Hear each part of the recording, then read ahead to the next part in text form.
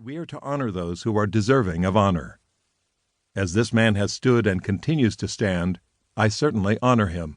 I'm grateful for him, and I am honored to provide this foreword and pleased to recommend his book, Man to Man.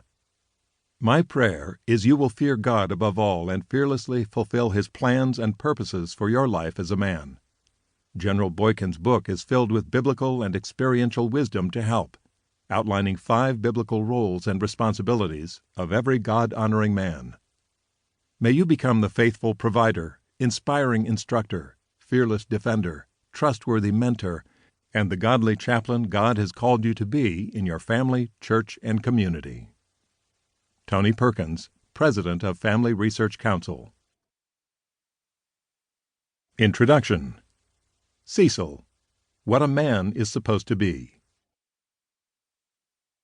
Before you read on about men, godly masculinity, and what roles a man is meant to play, I want to introduce you to a man, a real man, who I knew very well.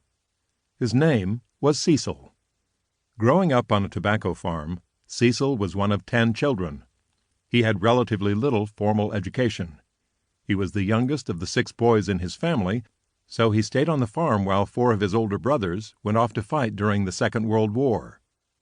The only one of his brothers who did not enlist was the eldest. He had a family when the war started and was neither eligible for the draft nor acceptable for enlistment. Cecil was raised in a home that believed in America, family, and God as core values. They were poor by today's standards, but they always had food to eat and a roof over their heads. More importantly, they had each other, and their family was beloved by each of them. Cecil turned 17 in April of 1943. Only a few days after his birthday, he slipped away from the farm one afternoon and caught a ride with a local farmer into town. The reason for this foray was to pay a visit to the local U.S. Navy recruiting office.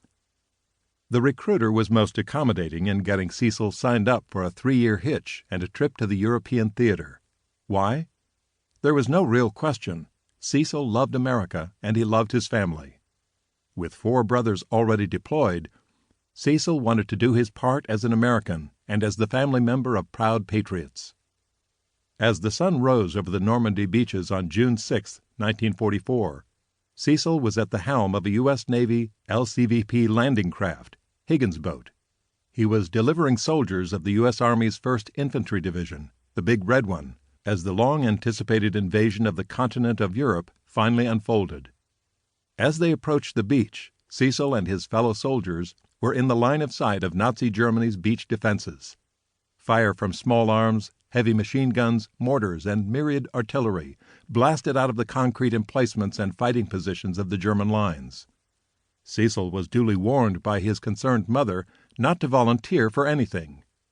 Sadly, he failed to heed her warning on that historic day, and as a result, he would be the only one of his brothers wounded in World War II.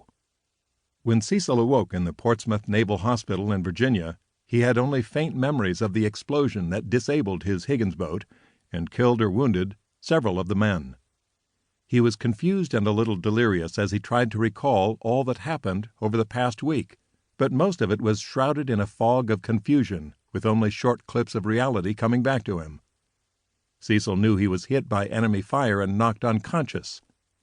But something else was seriously wrong, and he couldn't yet determine exactly whether it was due to the sedatives he was given or not. Eventually, his attending physician entered the room with the bad news. Cecil was now blind in his left eye, and his sight would never return.